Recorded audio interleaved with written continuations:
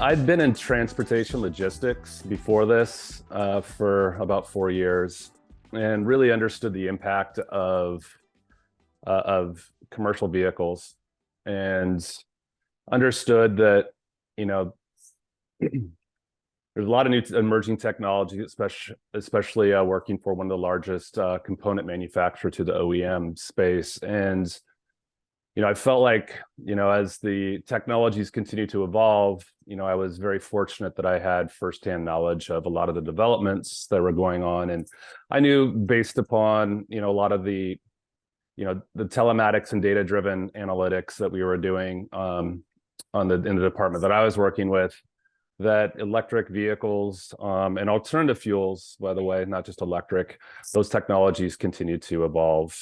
And when I did make the jump over to Motiv, I felt like it had evolved enough to where I could come in and be a part of a emerging industry, but yet not hit it too late to where I felt like I missed out on the evolution and the transformation of commercial vehicles. Yeah, timing is important, right? You can be too soon, you can always be too late, right? Yeah, I've been both. And being too early is probably way worse than being too late. But I really felt like, there was enough technology providers out there. There wasn't a single source. There wasn't just a Tesla out there that was making waves. So, when that started to happen and lots of money started to go into it, that's when I knew that, there was a good opportunity for a couple of these companies to come out and really displace some of the more traditional manufacturers of cars and vehicles out there. So just going back, you make this move and you go over to Motiv, and friends and family who may be outside the industry are like, "Hey, here, what are you up to?" How did you explain to them the company, the vision, why you chose to go there? When I explained it, I understood, the journey that Motiv had been on. And Motiv had actually, in its inception, was too early to the market. And they'd actually had a different business model where they were trying to be a supplier to tier ones. And they wanted to help the tier ones carry the baton across the finish line into new technologies like electrification. Early projects into those arenas didn't really bear a lot of fruits. The design and the very conservative nature of a lot of the OEMs were preventing them from really embracing the technologies of the future. And our founder decided, you know what, I can go out and do this. We can go out and do this better. And there's a great passenger car company called Tesla that's doing it today, and we feel like we can make this pivot and go out and actually go direct to customers and start taking wallet share from the more traditional sources that had been around for decades. So I really appreciated the fact that they had tried one route.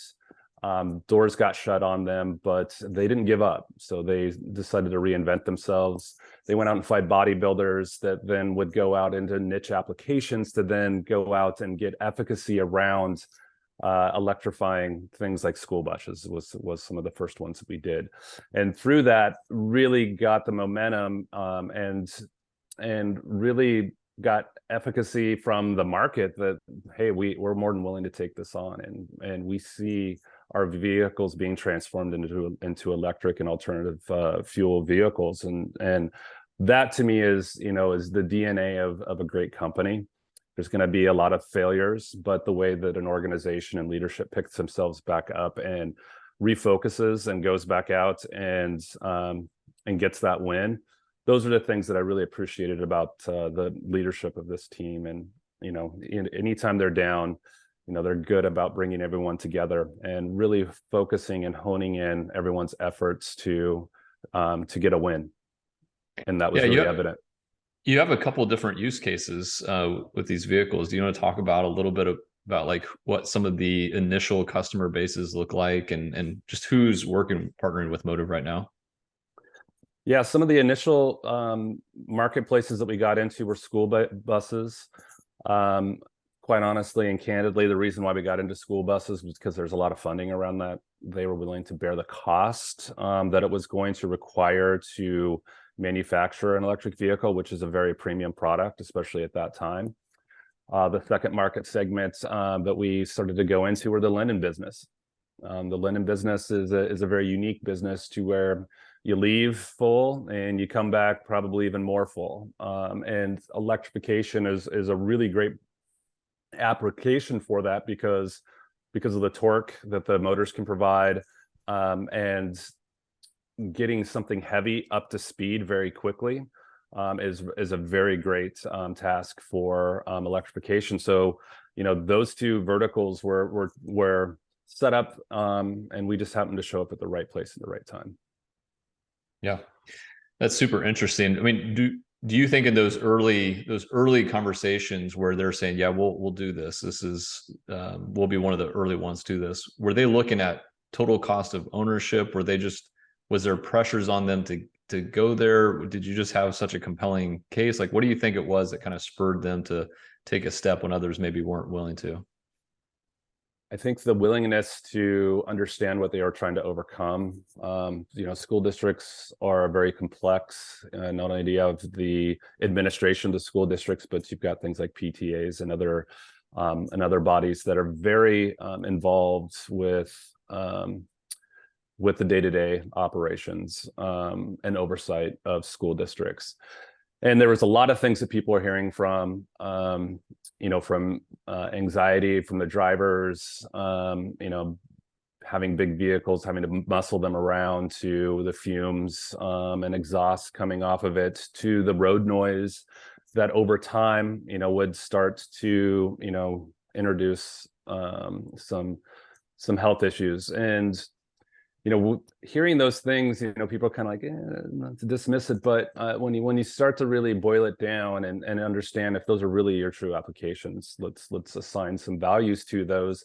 And a lot of the values that we assigned to those at that point in time were just days missed of work. And if we could, in a driver sort of situation, if we could not only make their life better, but we could cause them to miss less work, and by doing that, if we removed emissions, vibrations, and noise from the day-to-day operation of the vehicle, we felt that that was a good start. And then, by the way, the ancillary benefits are that we're freeing fleets from fossil fuels. And you know, as our founder always says, he wants to run vehicles on sunshine. And you know, who doesn't smile after saying something like that? But it's really true. That's really the mission that we have, and it's not just about doing the right things. There's a lot of other things that come into play when making the transformation over to electrification that you inherently get. And you know, we listened to them, and that's what we did. We put the vehicle together based upon that. We used an ROI formula of days missed, and it just so happened to pencil out well enough to where they're willing to take a risk at it. And you know, the other great profile of school buses is that they're a perfect profile for electrification, especially early on in the journey, because you know, they were going less than 50 miles a day, less than 10,000 miles a year. So at that time, you know, you're using nickel sodium batteries. It's, you know, getting a vehicle up to 50 to 100 miles was, even get up to 100 miles was really hard. So, you know, you needed to find applications that you could put this technology in and not oversell it. And that's what a lot of things happens when you see in technologies. Solar is a great example of it. You put it into a position of failure, you oversell it, and all of a sudden it takes a lot longer for the viability of the product to come to market, because now you've got to go back and overcome a lot of the objections that had been probably prematurely put into the industry. Yeah. Before you and I had a chance to talk, you know, obviously the carbon aspect of this is right there. It's obvious, right? Yeah. And I assume that there was a compelling dollars and cents case where total cost of ownership just continues to go down, right? So it's just going to get better every year, probably. But I didn't expect you to talk about the driver experience. It seems like almost one of those like happy, I mean, maybe it was intentional, but it seems almost like this happy accident where you have all these passengers who say, hey, we prefer this. And you have employees who are saying, I prefer this. And you end up creating basically all these, you know, advocates of varying degree of sway that they have. But you have all these people who are like, hey, we all prefer this, you know what I mean? And so that has to be beneficial. And as you know, sometimes it just comes down to what people like. just as much as dollars and cents occasionally. Occasionally it does. It does. And, understanding, if you want to get into psychology of, what a driver is, the understanding from their perspective is that you can't use words to convince them. So you're just going to have to get them into, get the person, holding that steering wheel, as always said, is the most important person that you need to get your feedback from, because if you can make them happy and they say, I only want to drive this vehicle, well, then the fleet owners and the owners of the organization are going to say, well, I'm going to buy those vehicles because I don't want these people to leave. And that's the hard part, is getting them to overcome it. That's why when we deliver every vehicle, we do driver training. Even if they already have vehicles in the fleet, the opportunity for us to sit there and to actually take the time to show drivers, especially new drivers, what the benefits are and how great it is to drive an EV and to continually get better at it. We take a lot of pride in that. But it's then after you do that, you start to see all that great positive feedback. We even have a lot of our organizations that use it for recruiting. Drivers tend to be on the older side. And through electrification, we've seen some studies where it's brought the age gap down 15-20 years if you guarantee them they get to drive an electric vehicle, because that's what that generation cares about, and they want to be a part of organizations that don't just talk about it but embrace it. And by the way, they love gadgets. It is a gadget generation, and electric vehicle is one of those gadgets that they really like, and it's been working really well. The drivers don't get fatigued. The drivers always feel like something is wrong with the vehicles because they hear squeaking and noises that they've never heard before. But as we always get called out and start listening to the vehicles and take them on drives, we realize that it's literally a lot of the shelving and stuff in the back of the box that they'd never heard before because of an exhaust pipe, they now hear. But at the end of the day, the vibrations from their hands, they don't feel it anymore. They use one pedal driving. Like, we've got large retail chain doing 200 stops a day, and they don't put their foot on the brake the entire day. So from the availability, from just the benefits of having clean air and not burning fossil fuels, to being able to hear things around you now, to the vibrations that coming off the steering wheel and the seat, they're no longer prevalent anymore. And we never really started off with that, but the great thing is that those things have started to come into it, and we tend to take and really push that into our conversation so that they're aware of it. And when we do get the vehicles in their hands and they validate it, it's a really great experience. Yep. What's the feedback that you're hearing from customers in terms of like integrating it into their systems, right? Because the way you maintain it, the way you charge it, the way you train on it, the way you drive it, all of those things are a little different, right? And I'm sure that's some of the apprehension in the early days is, okay, what's this look like? What are you hearing now that you've got people who have been, driving these vehicles for now years? What has that feedback changed, or is it difficult? Is it getting easier? Are they actually saying, hey, actually, we like the new way of doing things? What are you hearing? I think it's getting more difficult, not because the drivers are not embracing them and that they're not receiving them well, but it's our infrastructure is so aged for this whole revolution through electrification to happen.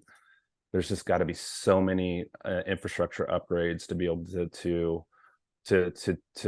take on this capacity of vehicles that folks want to put on the grid. And you hear all these buzzwords like vehicle to grid, using your vehicle as a battery backup. All those things are great, but you still have to get energy into the vehicles so that you can do all those great things. And if you can't get energy into the vehicles, or the amount of time that it takes to get energy into the vehicles makes them not a viable application, really gets to be complex. So, our number one thing is, I think everyone buys the electrification story now. They get it. They understand that it's here. California's done a really good job of showing that it can be done and that it's the right thing to do. But when we go and we try to do larger deployments, and when I say large, I'm saying like 60 vehicles at a location. A lot of locations can't handle that kind of charging capacity. So they have to pull in circuits, and then when they pull in circuits, that takes time, and then they have to get permits, and then they have to actually get the infrastructure in. So the hard part for them is they're really into it. They're really vested into it. There's a lot of incentives that are available to them now. They get the vehicles, and then they don't have the infrastructure to do it. So we've got, a really major brand in Detroit, and they've got 30 of them on there, but they don't have enough energy there. So each one of those vehicles, when they're parked there, if they keep them plugged in, instead of it taking, 4 to 7 hours for them to charge overnight, it's taking 2 days because they're only having, a quarter of what the chargers can do. So that to us has been one of the biggest pain points in electrification, is how do we get the infrastructure in there? How do we get the right infrastructure in there? How do we understand what infrastructure is the best for which? And how do we make sure when they're domiciled that they're being handled the right way, so they're ready to work when the person shows up the next day? That's quite honestly has been the much harder part to this, and it's what's slowing it down. There's a lot more organizations that want more electric vehicles, but if they can't get infrastructure in, they can't utilize or use them. Yeah. It's one of the pains of being on the leading edge, is that you make progress and then you see the next obstacle, and sometimes you have control over it, sometimes you don't. That's absolutely right. And this is a prime case for that. Is there anything that you think the general public needs to be aware of in those regards? I mean, you're talking about something that is not going to be easily resolved for some people. Is there enough awareness on this? I think there is. I think people are talking about it. I think people understand the grid is strained with all the brownouts and blackouts that go across the country, especially in the summer months when it gets to be very hot. I think people are very cognizant of it. And I see a lot of creative ways to address it. It's not just, hey, let's put more capacity at the grid level. We're starting to see depots putting solar on their vehicles. We're starting to see battery backups at those vehicles. We're starting to see companies want grid independence. So when things do go down, they've got options that made available to them, albeit maybe not at 100% capacity, but at some shape, whether it be 50% of capacity, keeps their employees moving, keeps their products going. So they love the idea and the flexibility around electrification because of solar and some other technologies. But those things are also expensive. So to get into this is not an easy decision, and we've been spoiled up to date because we've spent billions, if not trillions, in petroleum infrastructure, whether it be gas stations or what have you, and we haven't been able to catch up on this side for this transformation. And then if you throw in hydrogen into the mix as well, that's also going to be a challenge, because those are big facilities, and they're going to require a lot, because that's very new. So I think that there's going to be some very creative ways for us to solve this, and I'm not quite sure what it is. I don't think it's just going to be one. I think they're going to continue to make improvements on the grid, but I think that we're going to start seeing other technologies, whether it be solar, wind, thermal, start to take hold and to help supplement. And I don't think there's going to be one right answer anymore. And we might even see more homes having solar where they're giving energy back to the grid. And then through smart charging, I think it will allow us to use AI to really help optimize it, based upon driving behavior, based upon vehicles being home or not home, learned behavior. I think that there's going to be a lot of really neat optimization that you can do that will lend itself to this technology. Yeah. I don't know about you, but personally, every time I feel like we run into an obstacle with our business or something, it helps to look back at the obstacles that we've overcome in the past and be like, oh man, yeah, we didn't think we were going to get past that, but that was actually, looks easy now looking back. I mean, just for Motiv itself, if you look back over you're on, what generation of vehicle are you on right now? We're on our 5th. We'll be on our 6th next year. As you look back, are there obstacles that you overcame as an organization that you look back, you're like, man, wow, so glad that I'm on the other side of that, or really proud of that one? Yeah, one of those is battery technology.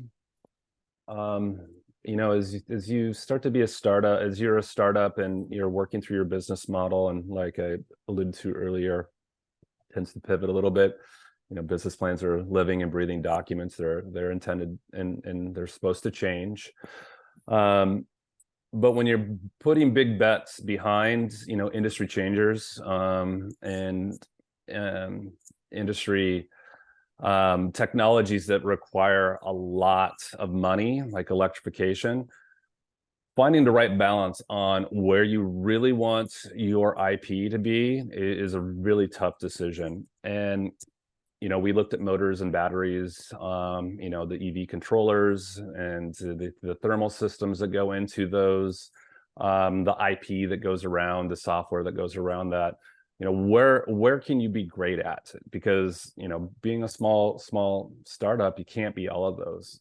But you got to take positions to provide shareholder value, as well as be able to go out and tell a good story to get more money, so you can continue this journey. The thing that I think has been the most difficult for us to overcome is batteries. And the reason why, it's not because the battery technologies are necessarily bad. They're just not set up for this application yet. And for us to go out and say nickel sodium was the best battery at the time, it was. Then then you come out with whatever the newest is today. It's lithium ion. Tomorrow it's LFP.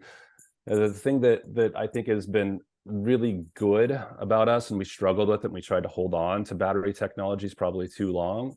We finally realized that, if we're not a battery manufacturer, we can't be tied to a battery technology, and we can't let a battery technology prevent us from doing what we feel is great. And so the thing that I think that we did really well, and that we continue to do really well, is that we're coming up on 6 generations of batteries. We understand it, and what we do, and what we've learned from that is that battery technology is evolving a lot, and every generation is really awesome. And for us to put forward the investment that it's required to automate and get robots in to actually produce batteries, very fortunate that we didn't do that, because the next generation of battery that's coming out with its LFP is really, the kilowatt per hours that are coming out of that pack is very, very impressive. And if those are impressive, we can only imagine what the next ones are. We also look at it from green fleets from fossil fuels. Well, there's a lot of other things in there that aren't fossil fuels that are potentially hard on our environment. Rare earth minerals, that a lot of batteries go into. Those are the things that is kind of our next conquest. So that's really a big reason why we went to LFP, because they're removing rare earth minerals like cobalt, and nickel and some other things out of it. Every time those batteries get better, you're removing those things, and you're removing those pressures off of those rare earth minerals that are used in every single consumer electronic.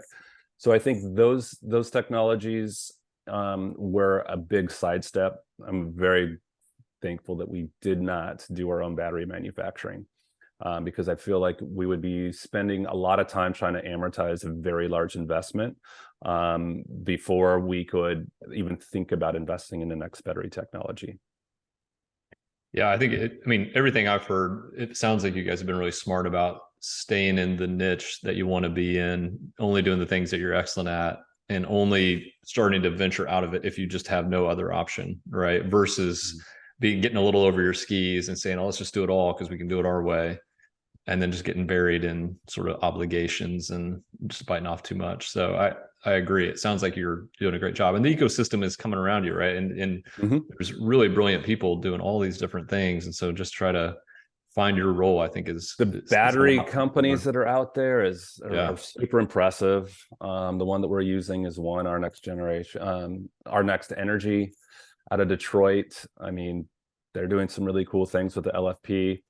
I think it's just going to continue to transform. And from our perspective, our number one kind of enemy in this whole electrification journey is price. So that's our commitment to our customers. We're not going to pick a technology until we can drive it down to costs that are at or below what they would pay for an ICE vehicle today, because that's what they expect. So those are the things that we constantly drive for. And if we commit to a technology too soon and we have to drive the volume significantly too high to be able to realize cost savings on that, then we're probably doing our customers a disservice, because by the time we're able to offer them the pricing that they want, technology is probably not going to be valid anymore. So constantly making sure that you're relevant. And then when you're relevant, how long are you going to stay relevant? And based upon that time measurement, how much capital now can I put into there to maximize that opportunity? Yeah, you mentioned price as an enemy, and that makes a lot of sense. Whenever you're talking with a customer, let's say it's one of the early conversations that you're having, when do you feel like they get it, or they have overcome any kind of price hurdles that maybe they had in their mind? Like, when do you see it kind of click in their mind? Or is there a kind of a talking point that you have that's just typically more compelling? When you get to that point, they're like, oh, really interesting. Like, what does that look like? The conversation that I have is pretty straight up. It's not cheaper. I'm not going to necessarily go through an ROI calculation for you. I mean, if you'll humor me and let me go out to 8 or 10 years, I could probably bring it in parity. But I don't think that would necessarily be fair for me to make that argument on paper, and on, fine print and T's and C's, from all the component suppliers to us, to everyone else. In theory, it goes that long. But we don't know that it will. So for me, the thing that I focus on is them kicking off their electrification journey. And we call this a quick start. And it's not quick by any means, because, given with supply chain and other things and how long vehicles were taking to get to people, wasn't quick by any means. But the whole point of the whole program is to get 2 to 5 vehicles in there. And what we're going to do is we're going to base your electrification rollout on these 2 vehicles. And what we want to do is we want to get those in. We want to understand how they perform en route. We want to understand how the workflow is going to integrate in with your existing workflow. And let's do it at a manageable level. And by the way, when you put your chargers in, we're not putting on pedestals. We're going to put them on wall mounts, and we're going to move them around, because we don't know where you're going to want these things. And it's really important for the workers and the drivers and the organization to actually physically walk the miles of those learnings, than have some guy like me saying, trust me, I know it all. And by the way, I've electrified these major fleets, and here's the secret formula.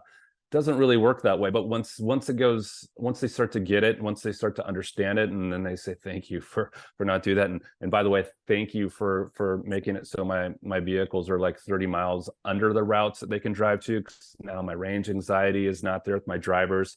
Everyone feels very comfortable about this. And so now, once you build the comfort, once you build the efficacy, once you've walked a mile in the shoes together, and you've got those hand-to-hand learnings, that's when you can then start to roll it up. And then we can start to talk about, okay, well, if we're going to do this, I get that you want to do it here because you're comfortable, but you're kind of tapped out with incentives. But these states here that I know that you're in has money. So while our price is still high, let's use those incentives to get a foothold in these other areas, so that as we drive prices down together, we can then come out the other side, and your capital spend, as well as the efficacy of the program, should be significantly higher. By the way, I hope you get promoted along the way, because you're going to deserve it. And thank you for going along this journey with me. So that's typically how I approach it. And early on for me, it's, if we want this industry to succeed, for me and my team, my number one job is to transfer knowledge all the time, and don't root for our competitors to go out of business, because all of us put together, probably we would service about 10% of the market. So why do I want them to go out of business? I kind of actually need them to stay in the business. I need people pushing us. I need people innovating, because that's what the industry needs.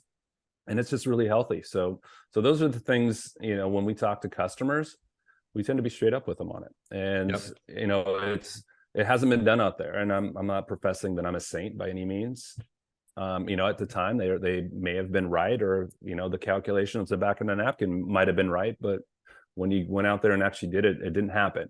And instead of doing the right things and taking care of it, maybe they just walked away and said bye or something, and that left a bad taste in their mouth. So the next person has to come and clean it up. But that happens with any transformation of any industry. But I feel like the whole and especially in the commercial vehicle space, we're coming out of that. But I do feel like there are going to be a lot of companies that are going to find their doors closing because they didn't focus enough on the customer. They went public either through a SPAC or some other medium, and they had a lot of money. And when you go into that arena and you aren't producing at the volumes that you need to so that your stock continues to go up, it's going to be a hard one. And you could follow Tesla's journey throughout, and there's probably been a handful of instances where they were hours away from turning the lights off and shutting that company down. Yeah. And so it's hard, and you gotta play the long game in automotive. And I think we're going to do it well. And I think by having more of a methodical approach to it and not having one point of failure and giving ourselves a lot of different options, I think it'll lend us some success, but only time will tell. Yeah.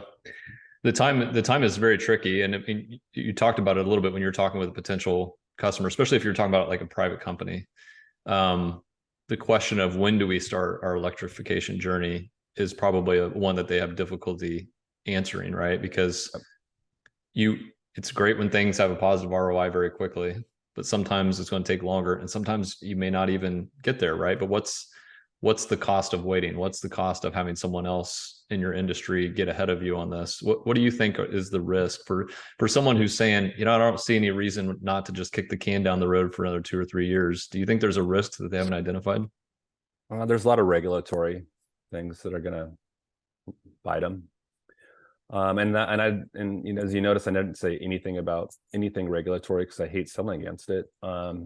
Because I don't want people to be forced to using my product. I want them to feel like they're making the decision to use the best product, and that happens to be mine, and it just so happens to be electric. But I do think that there is going to be a problem with it, because if you haven't started your electrification journey and you're doing business in, say, California, I mean, by 2025, if you're not buying every single vehicle electric, you're going to have problems. The likelihood of you becoming compliant with any regulatory demands in the state of California is going to be pretty low. Not suggesting that they want to extend it, and I'm sure there's a lot of lobbyists going after that to do that. But for you to not have introduced it to your organization is going to do yourself a massive disservice.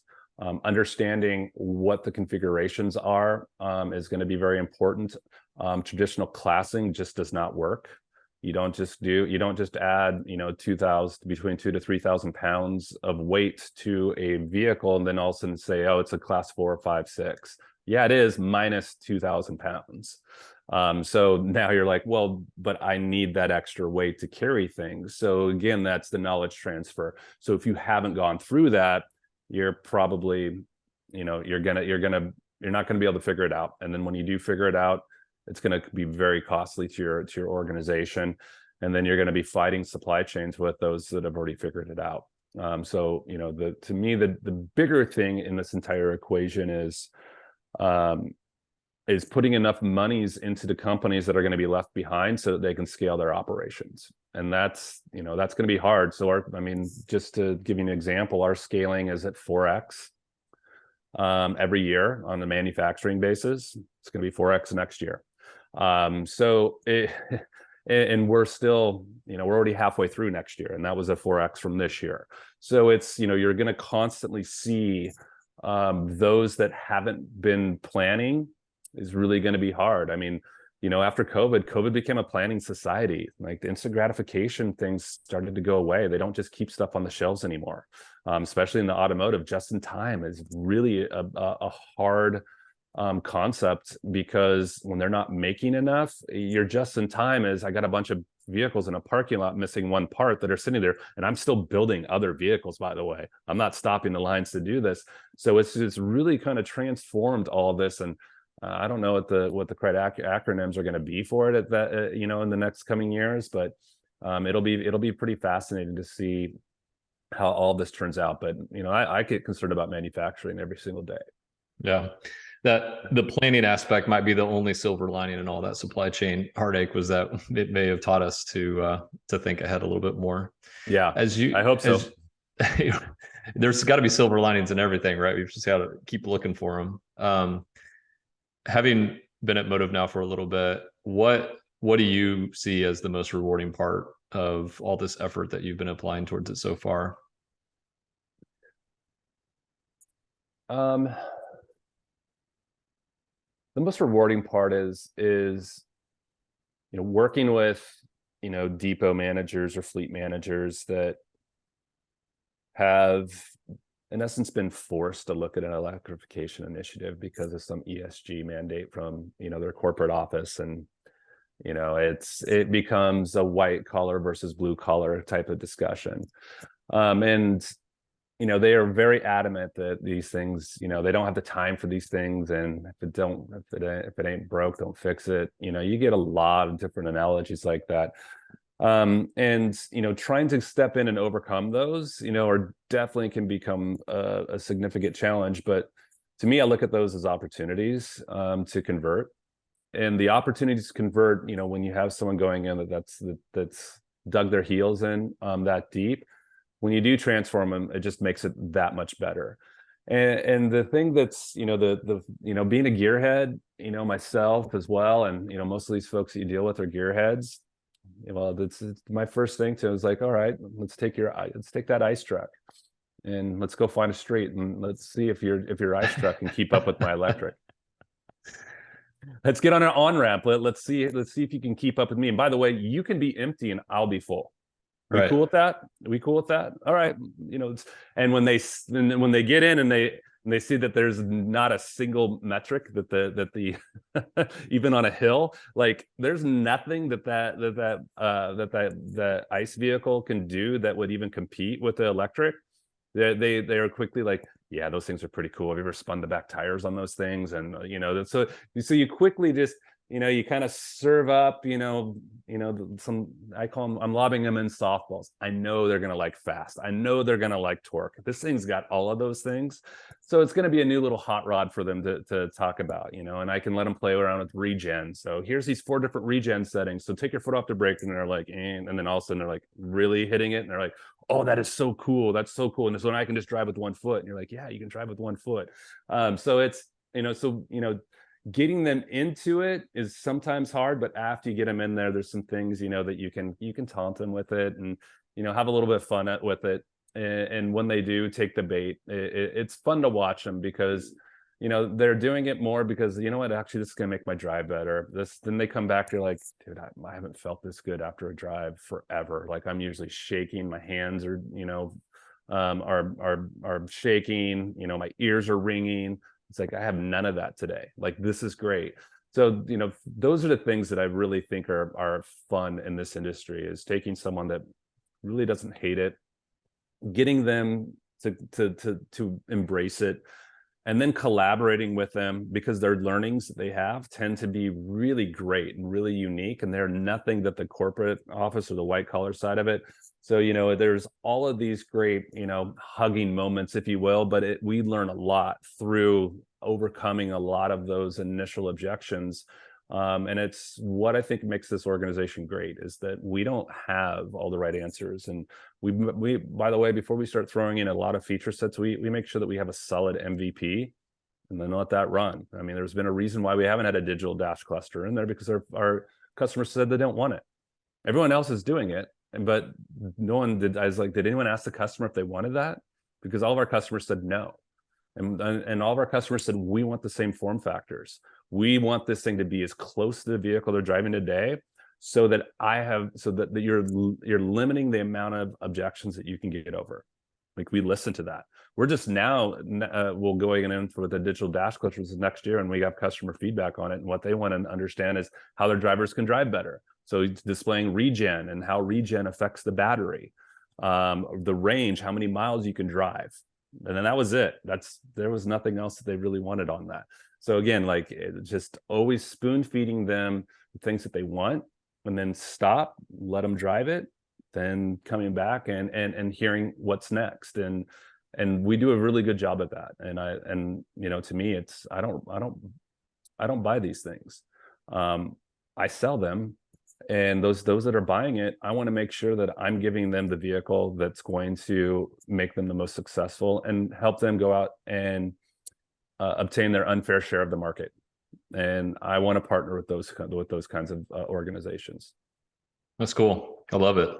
I think in brand strategy circles, what we talk about is, if you have these sort of two sides, like where's the Venn diagram overlap? Like what's the shared values is what we talk about, right? And you said, yeah, you found it. You're talking about, white collar versus blue collar, but you walk in there, everybody likes speed, everybody likes torque, and you don't have to think about it. You can feel it, right? You can be a huge fan of muscle cars, but who's not going to sit in an EV and smile when that thing takes off, right? Yeah. Not a lot of muscle cars that can off the showroom floor that can beat a Plaid. Right. So I think that's been rubbed in enough people's faces to where I think that's a pretty well-known topic, which helps us out. I mean, because now they're trying to validate it when they get into the vehicles, and that's what's the great part about it. And it's always fun, right? I like when people get to drive stuff, and you get to be in an industry where you get to allow people to do that. That to me is a lot of fun too. It's kind of boring selling software, which I've done before. Selling zeros and ones as they magically go through the ether is not a bad job. I'm very successful at it, but it's always nice when you can show up with an automobile for them to drive.